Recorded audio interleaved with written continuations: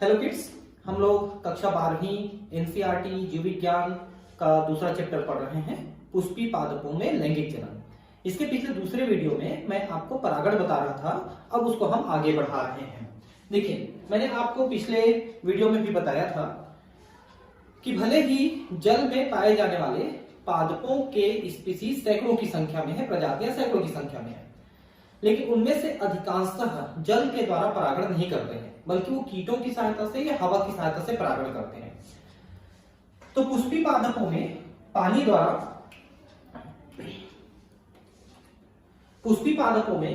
द्वारा परागण काफी दुर्लभ है और यह केवल 30 वंशों तक ही, 30 जीनस तक ही सीमित है, वह भी अधिकतर एक बीजपत्री पौधों में। ठीक है, आपने हवा में भी देखा कि हवा में जो परागण करते हैं वो एक बीजपत्री पौधे थे, और यहाँ पर जल में परागण करने वाले भी एक बीजपत्री पौधे हैं। लेकिन जैसे आप कमल को कहोगे, कमल द्विबीजपत्री पौधा है, तो ये पौधा कीटों के द्वारा परागण करता है, इसलिए कमल का जो पुष्प है वो काफी आकर्षक होता है, ताकि जो कीड़े हैं वो उनके रंग को देख करके आकर्षित हो सके। इसके विपरीत आप स्मरण करें कि निम्न पादप समूह जैसे एल्गी, ब्रायोफाइटा और टेरिडोफाइटा, एल्गी मतलब शैवाल के नर युग्मकों के परिवहन का नियमित साधन जल ही है। आपको ध्यान होगा, मैंने इसके पहले वीडियो में एक बात बताया था कि शैवाल, ब्रायोफाइटा और टेरिडोफाइटा में जो नर युग्मक होते हैं उनको पुमड़ु यानी एंथेरोजॉइट्स कहते हैं। वो नर जननांग, जिसको हम एंथ्रीडियम कहते हैं, वहां से निकलते हैं, जल में तैरते हैं और मादा जननांग आर्किगोनियम के पास पहुंचते हैं और वहां जाकर के वो परागण मतलब अपना निषेचन करते हैं। तो इन पादपों में निषेचन के लिए जल आवश्यक होता है, इसलिए ये पादप पूरी तरह से जल से मुक्त नहीं हो पाए, प्रजनन के लिए अति आवश्यक हो जाता है जल। लेकिन केवल जिम्नोस्पर्म और एंजियोस्पर्म के ही पौधे हैं जो निषेचन के लिए जल पर निर्भर नहीं करते हैं, और उनमें से अधिकांश पौधे जो जल में भी रहते हैं वो भी जल से बाहर यानी कि कीटों के द्वारा परागण करते हैं। यह विश्वास किया जाता है कि कुछ ब्रायोफाइटा एवं टेरिडोफाइटा का विस्तार केवल इसलिए सीमित है क्योंकि नर युग्मकों के परिवहन एवं निषेचन हेतु जल की आवश्यकता होती है, और इसीलिए ब्रायोफाइटा, टेरिडोफाइटा जल वाले स्थानों पे, नम वाले स्थानों पर ही मिलते हैं। क्योंकि अगर वहां पर जल या नमी नहीं रहती है तो जल में तैरने के लिए मतलब जल इनको तैरने के लिए नहीं मिल पाएगा नर युग्मकों को, तो इनका निषेचन ही नहीं हो पाएगा, तो इनकी पीढ़ी आगे नहीं बढ़ेगी। जल परागित पादपों के कुछ उदाहरण वैलिशनेरिया तथा हाइड्रिला है, जो कि ताजे पानी में उगते हैं। ये जो पौधे हैं आप आसानी से इनको तालाब में किनारे किनारे के हिस्सों में आप पा सकते हैं और वहां आपको मिल जाएगा। वेलिशनेरिया जो है ये घोंघे वगैरह के खाने के लिए एक सामान्य पौधा है, जिसको खा करके अपना जीवन यापन करते हैं घोंघे, जो मोलस्क प्रजाति के होते हैं। और अनेकों समुद्री जलीय घासें जैसे जोस्टेरा आदि है। घासें कहने का मतलब एक बीजपत्री पौधे, जोस्टेरा है ना। सभी जलीय पौधे जल को परागण के लिए उपयोग में नहीं लाते। सैकड़ों प्रजातियां होती हैं जल में, लेकिन वो नहीं करते, सिर्फ 30 ही प्रजातियां करते हैं जल के द्वारा परागण। अधिकांश जलीय पौधे जैसे कि वाटर हाइसिंथ और वाटर लिली यानी कुमुदिनी पानी के सतह पर पैदा होते हैं और इसका परागण कीटों एवं वायु से होता है। देखिए, ये जो पौधे का नाम लिखा है यहाँ पर, एक तो लिखा है वाटर हाइसिंथ, जिसको अपन आइकॉर्निया कहते हैं। आजकल ये चौड़े चौड़े पत्ते वाले पौधे जो है पानी में बहुत तेजी से विकसित हो रहे हैं, और जितने गड्ढे वगैरह के में पानी भरे होते हैं उनमें ये पौधे अत्यधिक मात्रा में पाए जाते हैं। और ये एक प्रकार के वीड हैं, खरपतवार हैं, जो विदेश से लाए गए थे, अच्छे आकर्षक पौधे हैं करके, लेकिन आज ये हमारे लिए बहुत बड़ी समस्या बन गए हैं, और इनको हम बंगाल का टेरर भी कहते हैं, आतंकवादी। क्यों? क्योंकि ये जब जल में विकसित हो जाते हैं तो वहां से ऑक्सीजन खींच लेते हैं और जलीय जंतु मर जाते हैं, फिश वगैरह मर जाते हैं। और इनका परागण कीटों और वायु से ही होता है, जैसा कि अधिकतर थली पादपों में होता है, वैसे इनका परागण वायु के द्वारा या कीटों के द्वारा होते हैं। एक प्रकार के जलीय परागण में मादा पुष्प एक लंबे डंठल वृत्त द्वारा जल की सतह पर आ जाते हैं और नर पुष्प या परागण पानी की सतह पर अवमुक्त होकर आ जाते हैं। उदाहरण वेलिशनेरिया लंबे डंठल के साथ जल धाराओं में निष्क्रिय रूप से बहते रहते हैं। तो जो जल में परागण करते हैं वो जल में ही अपने पराग कणों को मुक्त करते हैं, लेकिन जल की ऊपरी सतह पे जनरली मुक्त करते हैं, जिससे वो तैर करके ऐसे बह करके वो मादा जनांग तक पहुंच सके और वहां पर परागण कर सके, जैसे वेलिशनेरिया है। तो पानी की ऊपरी सतह पर निकले होते हैं। इनमें से कुछ संयोजनात्मक रूप से मादा पुष्प एवं वर्तिकाग्र तक पहुंच जाते हैं। यहाँ पर 2.11 ये वाला आप देखिए, वेलिशनेरिया में जल परागण। तो ये देखिए, ये जो आ है दोनों, ये तो नर पुष्प है, नर पुष्प से ये निकलते हैं, देख सकते हैं नर पुष्प से निकल करके मादा पुष्प में, यहाँ पर ये मादा पुष्प है, ये जो दिख रहा है ये मादा पुष्प है। तो नर पुष्प से ये परागकण निकलते हैं और मादा पुष्प तक ये पहुंच करके ये परागण की क्रिया करते हैं। और ये जो दूसरा है कीट परागण है। तो आप देख सकते हैं कि कीड़ा यहाँ पर दिख रहा है नीले करके, ये कीड़ा जो है, कीट जो है, किसी पुष्प के पास जाता है और वहां से परागकणों को लेकर के मादा तक पहुंचाता है। ठीक। एक अन्य समूह के जलीय परागण वाले पादपों जैसे कि समुद्री घासों, सी ग्रासेस। सी ग्रासेस का मतलब होता है समुद्र में पाए जाने वाली मोनोकॉट्स पौधे, ग्रास, है ना, में मादा पुष्प जल की सतह के नीचे ही पानी में डूबा रहता है और परागकणों को जल के अंदर ही अवमुक्त करता है। तो ये जो परागकण है वो पानी की सतह पे तब मुक्त होते हैं जब ये बहते हुए जल में, लेकिन जैसे समुद्र है तो समुद्र में पानी की सतह के अंदर ये मुक्त कर दिए जाते हैं सी ग्रासेस के द्वारा और वहां पर वो परागण की क्रिया करते हैं। इस प्रकार की बहुत सारी प्रजातियों के परागकण लंबे फीते जैसे होते हैं तथा जल के भीतर निष्क्रिय रूप से बहते रहते हैं। इनमें से कुछ एक वर्तिकाग्र तक पहुंच जाते हैं और परागण पूरा होता है। जल परागित अधिकतर प्रजातियों में परागकणों को पानी के भीतर गीले श्लेष्मक आवरण द्वारा संरक्षित रखा जाता है। तो परागकण पानी के अंदर रहते हैं ना, तो परागकणों के ऊपर श्लेष्म यानी म्यूकस का आवरण लगता है जो उसको पानी से बचा के रखता है, नहीं तो पानी उसमें प्रवेश करके फूल जाएगा और फूल के फट जाएगा, लेकिन ऐसा होता नहीं श्लेष्म के माध्यम से। वायु एवं जल परागित पुष्प न तो बहुत रंग युक्त होते हैं न ही मकरंद पैदा करते हैं। इसका क्या कारण हो सकता है? देखिए, वे पुष्प जो कीट परागित होते हैं उनमें तरह तरह के रंग और तरह तरह के मकरंद विकसित होते हैं। मकरंद मतलब रस विकसित होते हैं, क्योंकि कीट उन्हीं को लेने के लिए, उन्हीं को पीने के लिए आकर्षित होकर पुष्प के पास जाते हैं और परागण की प्रक्रिया करते हैं।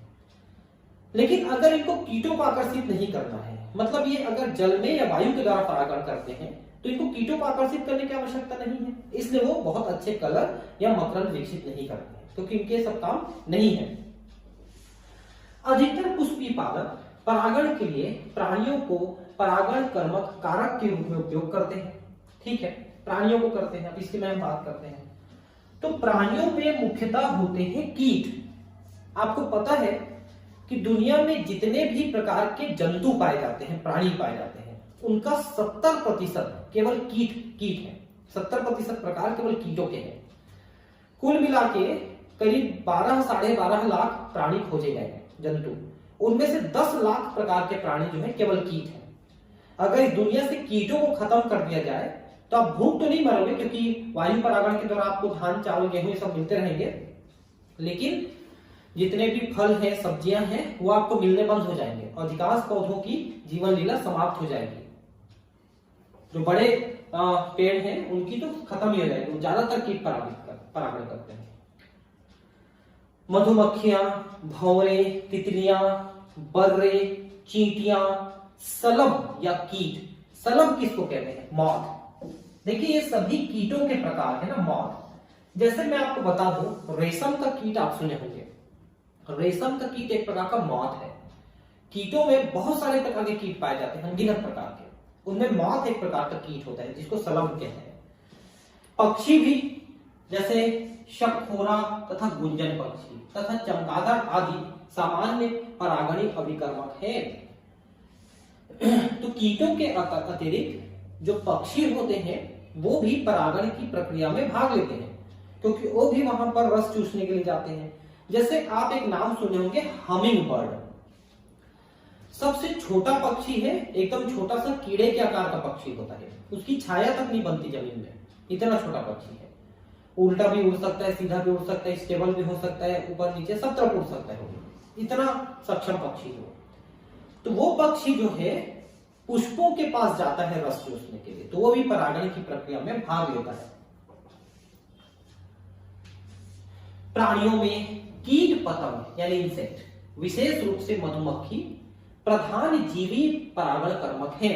मधुमक्खी के बारे में आप जानते हैं कि वो शहद इकट्ठा करता है और इसलिए वो फ्रीक्वेंटली एक पुष्प से दूसरे पुष्प में जाते रहता है।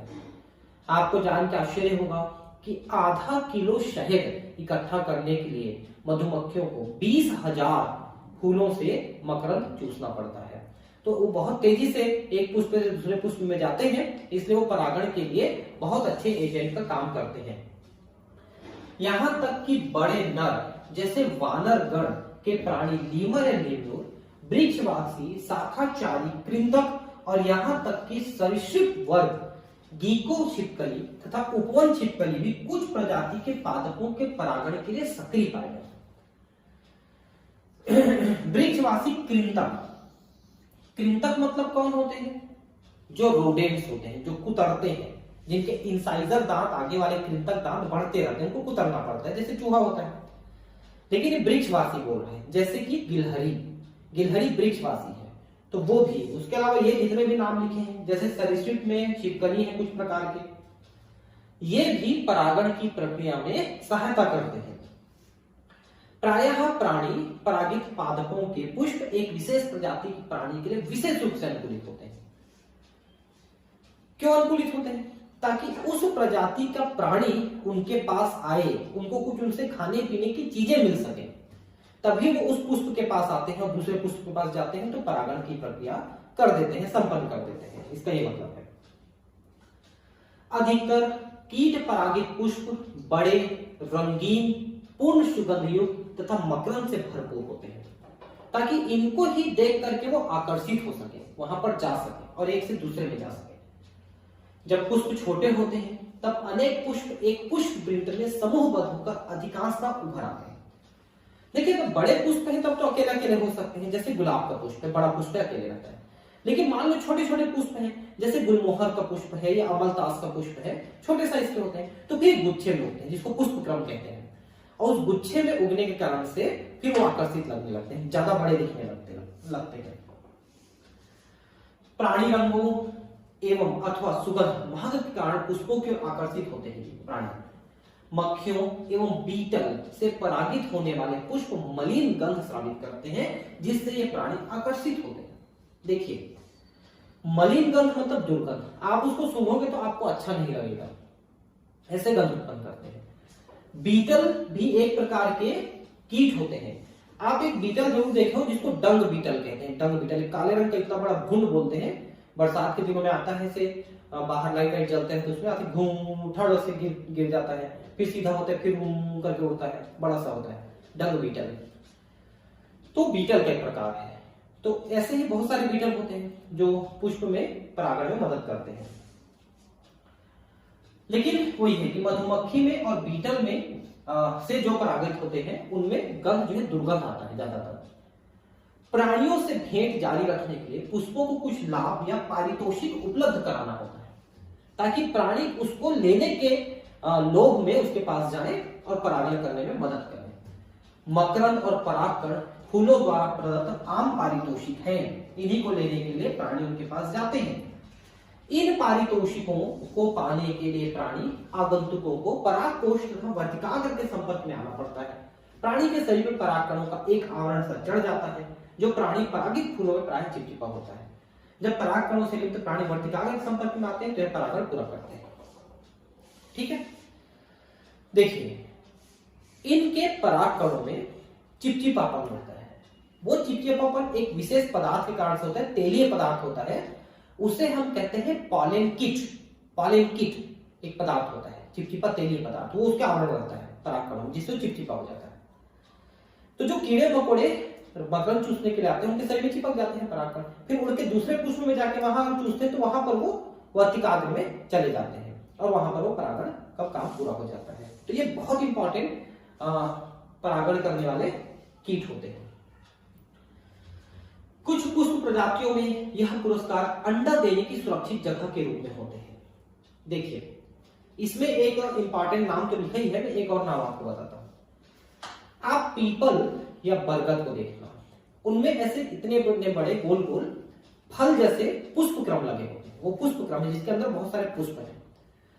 तो कीड़े क्या करते हैं, उसके अंदर चले जाते हैं, छेद होता है उसके अंदर चले जाते हैं कीड़े, अंदर में बढ़िया खाते पीते हैं लोग, मकरंद चूसते हैं और साथ में अंडे दे देते हैं। तो अंडे से जो लार्वा निकलते हैं उनके खाने पीने के लिए भी बढ़िया व्यवस्था हो जाती है। और जब वहां से निकल के दूसरे में जाते हैं तो परागकण यहां से लेके वहां तक पहुंचा देते हैं।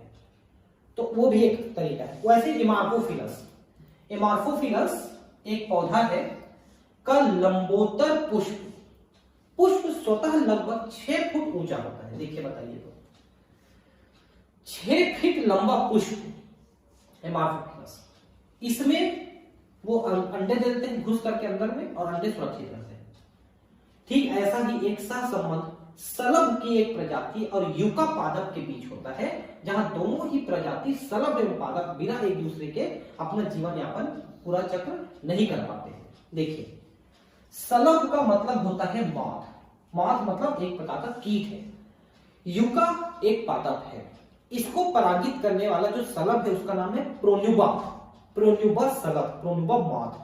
वो यूका के पुष्प के साथ परागण करता है, दूसरा कोई इसको परागित नहीं कर सकता।